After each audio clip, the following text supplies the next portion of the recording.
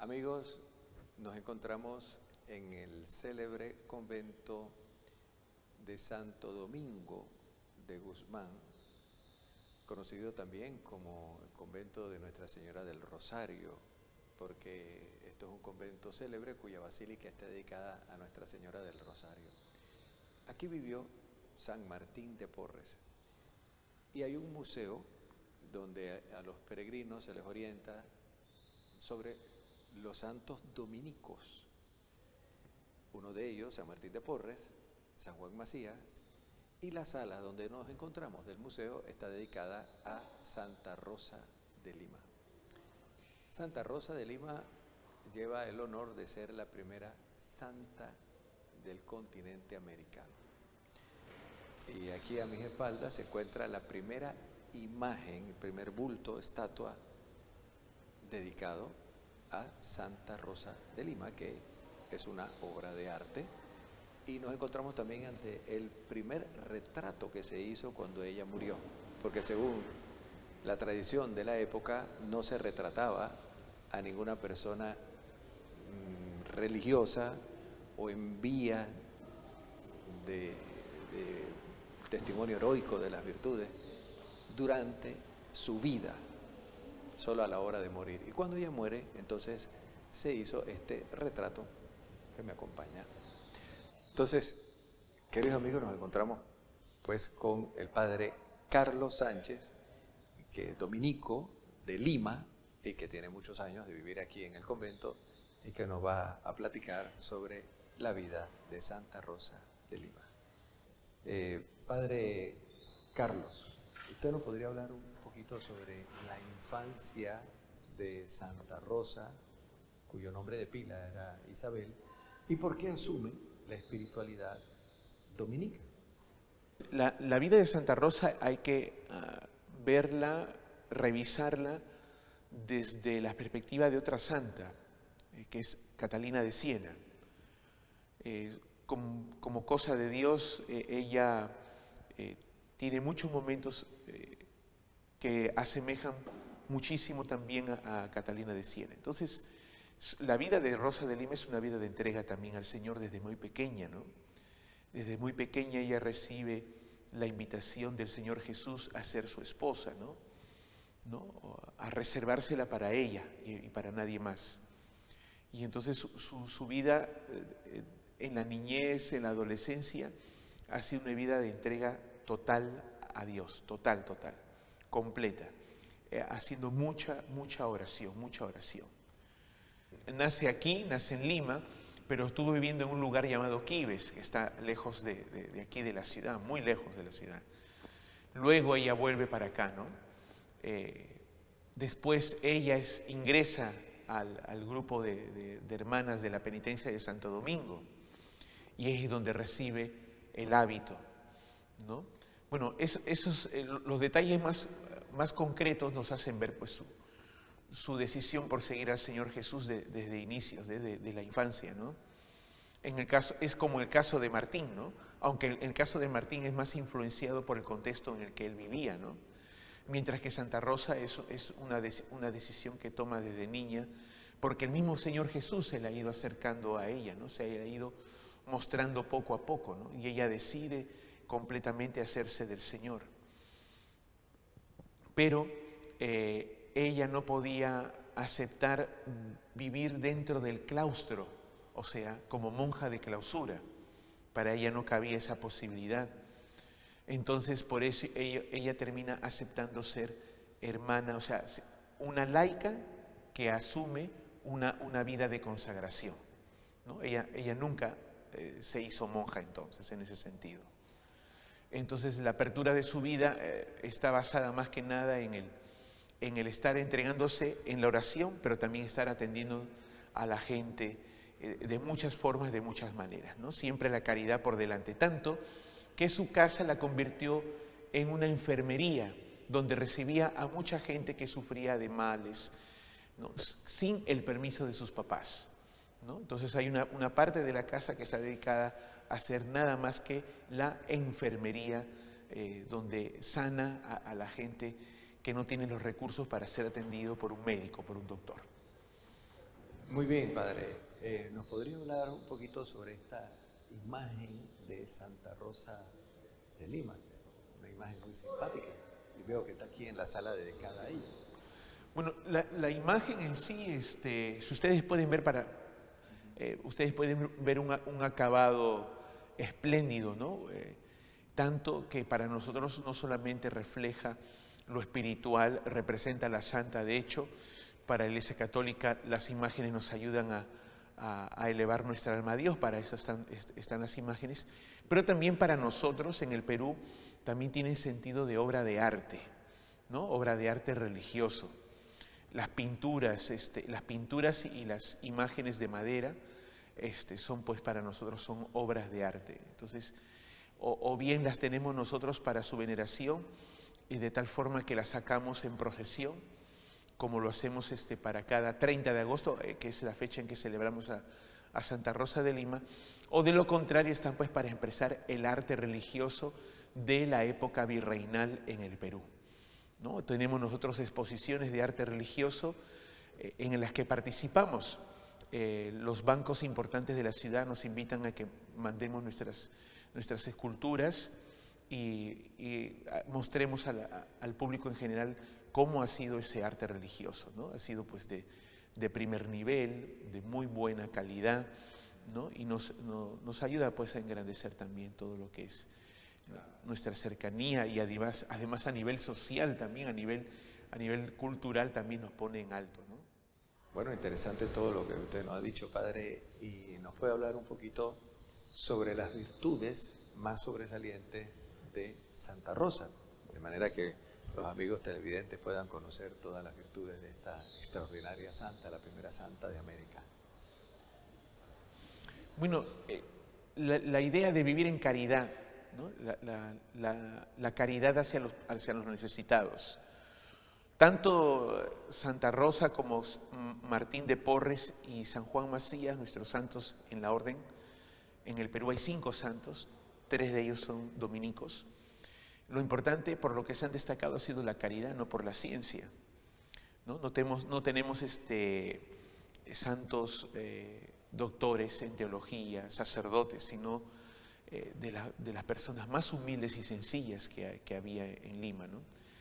Entonces, eso es lo que han compartido ellos en todo momento. Y, por supuesto, siempre han sido motivadores de evangelización. Por un lado, San Martín, escuchando a los predicadores, él impartía catequesis, era un excelente catequista. Y Santa Rosa también era un excelente catequista, tenía niños a quienes educaba en la fe, personas que acompañaba también en ese sentido. Y el ímpetu de su evangelización iba a tal grado que a los frailes les reclamaba que por qué no iban a evangelizar a las alturas del país, ¿no? O sea, en la serranía, donde estaban los indígenas principalmente, ¿no? Y entonces les decía a los frailes, ¿no? Yo cómo quisiera ser hombre para ir a evangelizar como ustedes, ¿no? Ella tenía, en cierto modo, limitaciones, porque habían reglas que cumplir de la comunidad a la que pertenecía. ¿A qué comunidad se refiere? A las hermanas de la penitencia de Santo Domingo. ¿Que eran religiosas o eran? Eran laicas y tenían el permiso de vestir el hábito como si fueran monjas de clausura, ¿no? En aquel tiempo no había religiosas de vida activa, o habían monjas que no salían del claustro, o laicas que se comprometían y se consagraban, y entonces salían también a hacer obras de caridad principalmente, ¿no? Entonces, Santa Rosa, por ejemplo, aquí es patrona de la enfermería y de las enfermeras de la Policía Nacional del Perú. Entonces, justamente, ¿por qué? Porque ella atendía a los más necesitados, ¿no? Y curaba de las enfermedades también. Bueno, padre, ¿y por qué Santa Rosa no fue religiosa, si ella quería ser religiosa? Por las limitaciones de la misma vida monacal. No iba a poder salir nunca a evangelizar, y su propósito era estar también evangelizando. Y si no era predicando, era con su testimonio de vida a través de la curación de enfermos. ¿Acaso sus padres se oponían a que ella fuera religiosa? Bueno, no estrictamente, hay un llamado del Señor. El Señor le muestra el hábito dominicano, el hábito de los dominicos. Pero en ese momento no había monjas de clausura dominicas.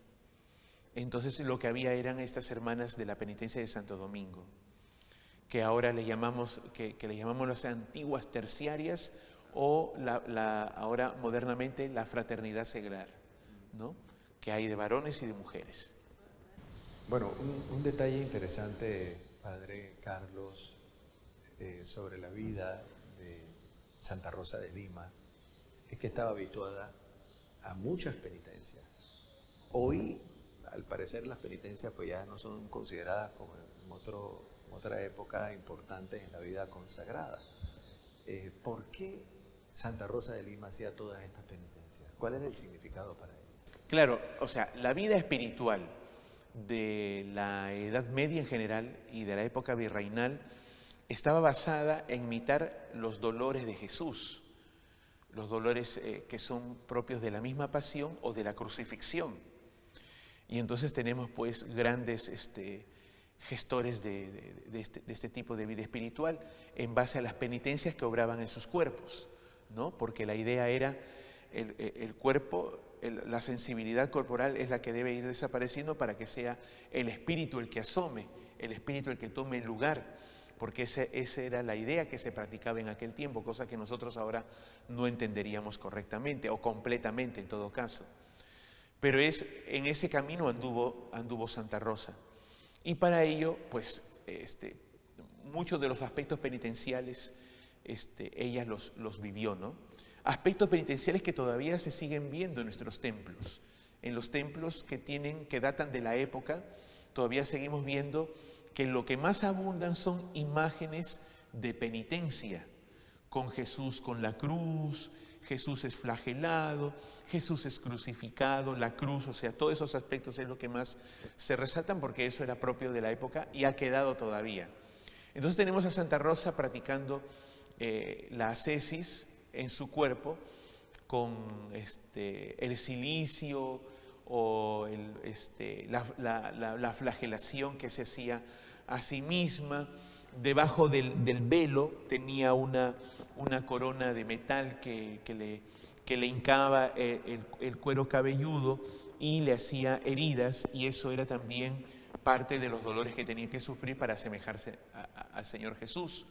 Y cuantos otros, incluso cuando era jovencita, ella fue pretendida para casarse, porque la mamá la estuvo preparando para ello.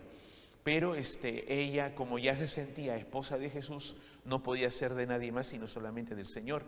Para ello agarró un poco del picante, del ají, del chile, como lo dicen en otros sitios. Aquí en Perú se dice ají. Se lo pasó por el rostro para que le irritara y le desfiguraba. Entonces, al desfigurarse, pues el pretendiente se asustó de ella y se fue, ¿no? Y la dejó, ¿no? Porque ella es de Jesús. ¿Qué relación tenía ella con su familia? ¿Nos podría precisar algo al respecto? Bueno, sí, con toda la familia. Los santos, la obediencia es esencial. Y la obediencia, la misma mamá de Rosa le puso en aprietos a Rosa, mandándole a hacer cosas que sabía que no tenía por qué hacerlo, pero se las mandaba. Haz esto. La quería sacar de su lugar. Pero Rosa tenía bien en claro que tenía que ser obediente con su mamá. ¿Y cuál fue el mandato que en ese sentido prevaleció sobre su vida? ¿Cuál fue su norma? Obediencia a la mamá, por más absurda que sea el mandato que tenía que hacerle, ¿no? Entonces se mantuvo en eso, obediente en su casa. ¿Santa Rosa llegó a hacer votos? ¿Se puede considerar que era una religiosa? Bueno, en la consagración no hay votos en concreto, ¿no? Pero ella muere a los 30 años, ¿no? Entonces ella ingresa de muy joven, es más, no se permitían a muchachas de 16, 17 años ingresar, porque normalmente integraban esta comunidad personas que ya habían perdido sus esposos, o sea, viudas o señoras que habían quedado solteronas. Entonces ella ingresa, pero no era la meta que fuera recibida por estas razones. pero igual era una cosa de Dios que le había mandado y entonces ella ingresa y Dios le abre el camino para ingresar, ¿no?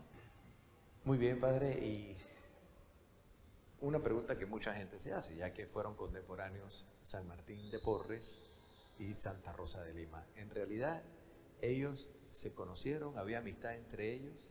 Sí, es muy posible, no consta, pero es muy posible que sí, porque la casa de Rosa con el convento Santo Domingo, pues distaba unos pasos, literalmente hablando, unos pasos, ¿no? Finalmente, se supone que ellos se han encontrado, pero nada más, y se reconocieron uno al otro como santos, ¿no? Bien, amigos, todo esto es muy interesante. Fíjense qué bendición que a través de FETV ustedes están conociendo de cerca las virtudes de una extraordinaria mujer, Santa Rosa de Lima. Y para concluir, Padre Carlos, ¿usted nos podría dar un testimonio, algún mensaje particularmente para todos los amigos y amigas que están siguiendo la transmisión de este programa a través de las pantallas de FETV, el canal de la Misericordia? Bueno, el primer mensaje, me parece que la vida de Santa Rosa va en consonancia con el mensaje, el último que ha dejado el Papa Francisco en Cracovia, en el Encuentro Mundial de los Jóvenes. Coraje para vivir esta vida que lleva muchas contradicciones. Y es más, esta vida se opone incluso a lo que dice Dios a través del Evangelio, a lo que dice el Señor Jesús. Entonces, mucho coraje y mucha valentía para hacer prevalecer por sobre todo lo que nos dice el Señor Jesús para nuestras vidas. Entonces, por ahí va el mensaje de vida de Rosa de Lima, ¿no? Que no se amilanó, era una época en donde solamente el varón tenía su lugar en todo esto, y ella con su misma vida supo vencer esas dificultades, tanto así que la gente, que el común de la gente empezó a reconocerla como una persona de Dios. Y eso es lo que tenemos que hacer, que también nos reconozcan a nosotros como personas entregadas al Señor.